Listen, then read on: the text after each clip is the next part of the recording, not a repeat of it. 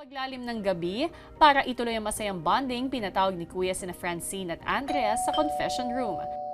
Andrea at Francine, hindi ko pwedeng palagpasin ang pagkakataong ito na narito kayo sa loob ng bahay ko. Ang magagaling na aktres na hindi nyo maipamalas man lang ang inyong galing sa pag-arte.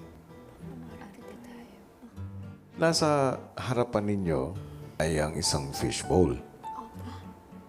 At ito ay naglalaman ng ilang mga senaryo. Kailangang pagtalunan ng dalawang tao. Parang i-mentor nyo sila kung paano dapat atakihin yung karakter, pati na rin yung eksena. Paglabas ni na Francine at Andrea, binahagi nila agad ang task sa mga kasama at bumunot na ng unang eksena na pagbibidahan nilang dalawa. So, ang scene ay sino ang dapat bida sa school play? Anong ginagawa mo dito?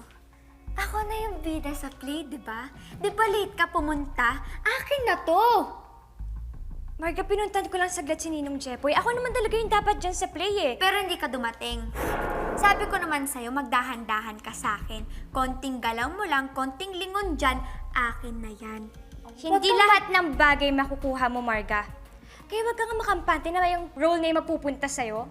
Ikaw yun na late. Hindi mo alam yung responsibilities mo. Hindi mo alam yung priorities mo. Mas deserve ko to. Alam mo lahat ng pinanggalingan ko. Alam mo kung gaano ko naghirap para makuha to, para maging bida dito. Tapos aagawin mo sa akin na parang wala lang sa'yo. Sa akin, binigay yung role. Bakit ba lagi mo na inagaw lahat na nasa akin, ha? Bigay mo na sa akin yung bida na to. Ako naman talaga eh. Ikaw yung nagpabaya, hindi ako. Cut! Wow!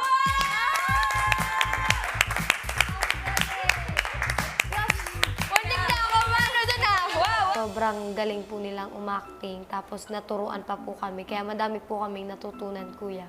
Sina Kyle at Seth hindi naman nagpahuli sa aktingan. Anong baon ang masarap?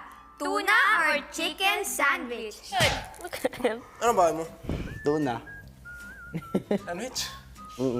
Chicken. Ikaw? Chicken. Bakit tuna yung sa'yo? Sarap. Sobra. Bakit tuna yung sa'yo? Masarap to eh.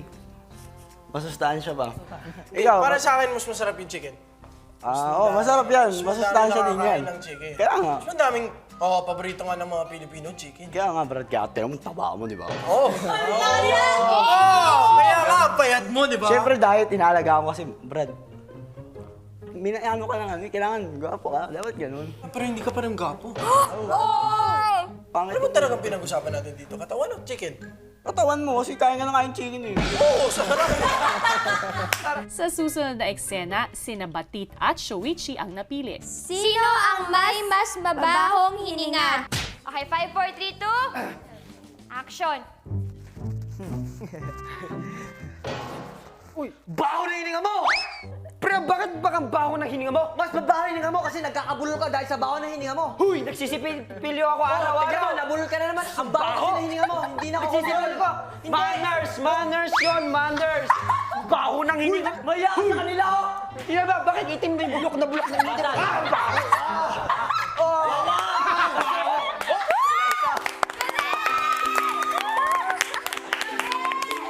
Galing. Ganda, nakakayak. Sunod na sumalang sina Angela at Ashley.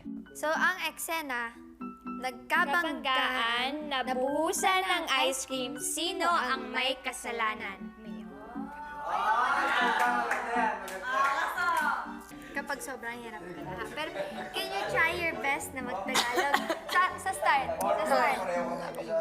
Kahit dahan-dahan. So, I'm blaming her. Yeah. She's blaming you. Blaming you also. Okay. 5, 4, 3, 2, action!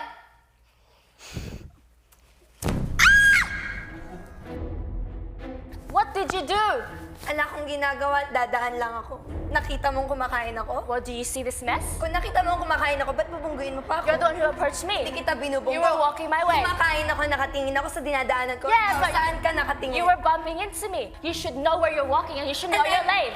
Malinaw na papunta ako dito at ikaw ang bumunggo sa direction ko. So, Well, sino may kasalanan? You should have asked, oh, I'm not the one with the ice cream. Ikaw yung dumadaan. Dapat Well, I'm nakatingin the ka one din sa that got- dinadaanan mo, di ba? So who's the one who has the mess? You! Yeah, because of your actions and your fault. Ba't kasalanan mo kung ba't madungis ka ngayon? Me? Savage! Nawala na ako mo. You're a mess! I'm a mess because of what you did. Ang galing po nasagutan doon kahit na alam ko nahihirapan si Ashley nun sa Tagalog niya nagawa naman. Kita ko naman na nagtatry talaga kayo dalawa. So, tapos nakita ko din na nagsasalita ka kahit wala ka ng boses. At panghuling sumalang sina Lance at Tan. Sino ang deserving maging valedictorian? Ayan na. Pre, malapit na graduation. Oo nga, malapit na nga. Sino yung kaya valedictorian? Feel ko ako. Huh? Di, ako. Mo?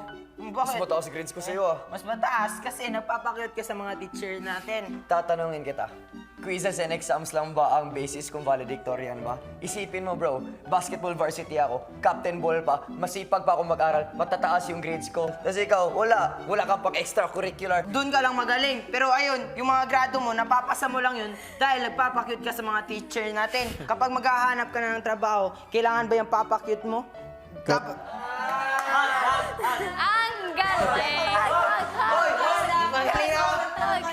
Ang galing! Ang galing nga ni Kuya Lance kanina nung tumatawa na si Tan. Hindi ka pa rin bumitiw sa karakter mo. Kay Tan, nakita ko naman na nag-try ka talaga. Oo.